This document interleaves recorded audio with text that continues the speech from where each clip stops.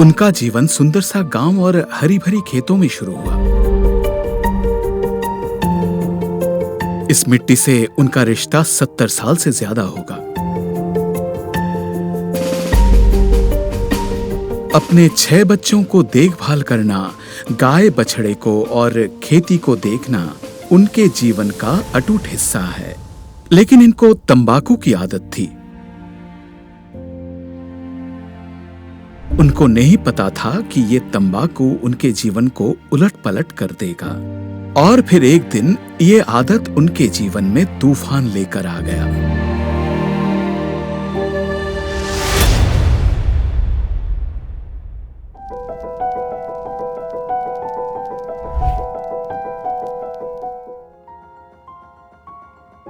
एक दिन अचानक मारम्मम कराई को मुंह में गांठ दिखाई दी। दर्द बहुत ज्यादा हो रहा था, लेकिन इसकी वजह पता नहीं थी। उनको लगा कि ये सब मामूली बात है और वो रोज के कामकाज में लग गई। मारम्मा के मुंह में गांठ रोज रोज बढ़ता जा रहा था। वो गांठ या फोड़ा इतना बढ़ गया था कि उसका चेहरा देखने लायक नहीं रहा।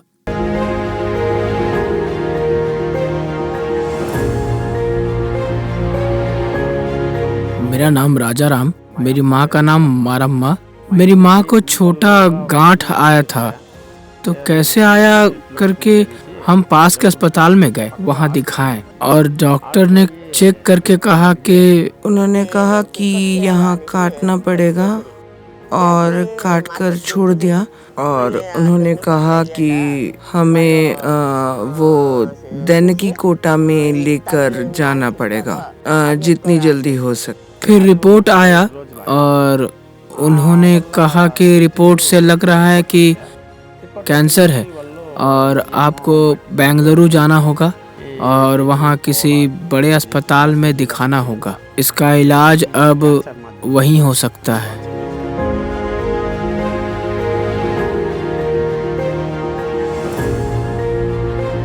कई तरह के इलाज, ग्रामीण चिकित्सा, देसी इलाज करवाया गया, लेकिन किसी से कोई फायदा नहीं हुआ। मेरे छोटे बेटे ने कहा कि हम देसी इलाज करेंगे और मैं उसके साथ चली गई। मेरे मुंह की ये जगह बहुत खराब, मतलब देखने लायक नहीं था। फोड़ा बढ़ते बढ़ते इतना बड़ा हो गया कि उसे जानलेवा कैंसर निर्धारित किया गया। हमें पता नहीं था कहाँ जाना है, क्या करना है, बेंगलुरु में कहाँ जाना है, क्या करना है, कुछ पता नहीं। ऐसे कुछ दिन बीत गए और फिर मेरा भाई बोला कि बेंगलुरु चलते हैं।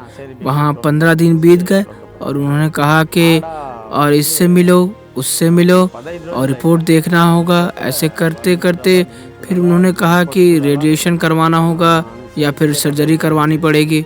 ऑपरेशन तो मुश्किल है क्योंकि ये बूढ़ी हो गई है और इसीलिए इन्होंने कहा रेडिएशन करवा लो। तो हमने वही ऑप्शन लिया। अस्पताल में डॉक्टर ने मारम्मा से जो कहा, उन्हें सुनकर उनको बहुत पीड़ा होती थी, क्योंकि वो बुजुर्ग हो चुकी थीं और ऑपरेशन करना मुश्किल था। पूरा परिवार एक आशा की किरण का इंतजार कर रहा था। उनके जीवन में एक बहुत बड़ा अंधकार फैल गया था। वो फोड़ा इतना परेशान करने लगा कि उसके दुर्गंध से पूरे परिवार का कोई भी सदस्य पास नहीं बैठ सकता था।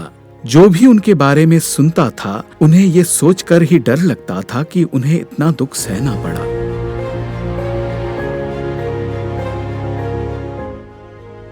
पास में बैठना भी मुश्किल हो गया था। फोड़ा बहुत बड़ा हो गया था। ये पूरा ओपन था। जब जीवन में सारे रास्ते बंद हों तो कहीं ना कहीं आशा का किरण दिख ही जाता है। ऐसे ही एक आशा की किरण से इनका सामना हुआ। उन्हें भी एक आशा की किरण दिखाई दी। मेरे बेटे ने फिर कहा कि हम पुनर्जन अस्पताल चलेंगे। तो वहाँ पर हम गए और इनको दिखाएं। मेरा बड़ा भाई बोला कि उसने फेसबुक में देखा और वो एड्रेस वगैरह निकाल कर हम अस्पताल गए। उस समय उनकी हालात गंभीर थी। हम दो जन उनको उठाकर लेकर जाते थे। वो चल नहीं पाती थी और स्थिति गंभीर थी। फिर वहाँ डॉक्टर ने कहा कि ये ठीक हो सकती है। हमें ठीक लगा और हमने 1 महीने की दवाई ली। सिर्फ 15 दिन के अंदर ये जो था थोड़ा थोड़ा कम होकर ठीक हुआ। पता नहीं क्या हुआ, लेकिन यहाँ आने के बाद माँ की हिम्मत बढ़ गई, उनका हौसला बढ़ गया, वो डरना बंद कर दी। यहाँ की दवाई से दर्द धीरे धीरे कम हुआ। मेरी लड़ने की हिम्मत बहुत बढ़ गई। वो खड़े होकर लड़ने लगी और आशा की पतली रस्सी को पकड़कर जीवन जीने लगी। देखा जाए तो उसकी असली कहानी दरअसल यहीं से शुरू हुई। हमें जो लगता है वो ये है कि पुनर्जन्म मिलना एक असंभव और काल्पनिक बात है, लेकिन कई बार हमें अपने आसपास के लोगों में ऐसे बदलाव देखने को मिलते हैं और उसी के चलते हुए हमें सिर्फ सतर्क रहना है। ये अभी ठीक लग रही है। पहले वो अपने भविष्य के बारे में सोचकर बहुत घबराती थी। मेरी नानी कुछ दिन और जिएगी, ये सोचकर पापा, मेरे ताऊजी बहुत खुश हैं। उनको पहले लगता था कि नानी की हालत में सुधार नहीं होगी, लेकिन अभी वो ठीक है। इस दवाई ने जख्म को बहुत छोटा कर दिया था। फोड़े से एक रस जैसा निकलता था। 3 बार दवाई लेने के बाद रस का निकलना बंद हो गया था। फिर वो ठीक होने लगी, धीरे धीरे खाना खाने लगी। यहाँ जो हुआ इसको समझना इतना आसान नहीं होगा। आज मारम्मा खाना खा लेती हैं, चलने फिरने लगी हैं और अपना काम खुद करती हैं। मारम्मा के इस बेहतरीन बदलाव के पीछे कौन है ये बताने की जरूरत नहीं, क्योंकि ये देखा जा सकता है। यहाँ आते ही हमें भरोसा होने लग गया था कि ये ठीक हो जाएंगी। सर ने जैसे कहा वैसे हमने देखभाल किया, जैसे उन्होंने कहा वैसा किया। हम पुनर्जन्म अस्पताल वालों को बहुत बहुत धन्यवाद देते हैं कि उन्होंने हमारी माँ को ठीक कर दिया पूरे तरीके से।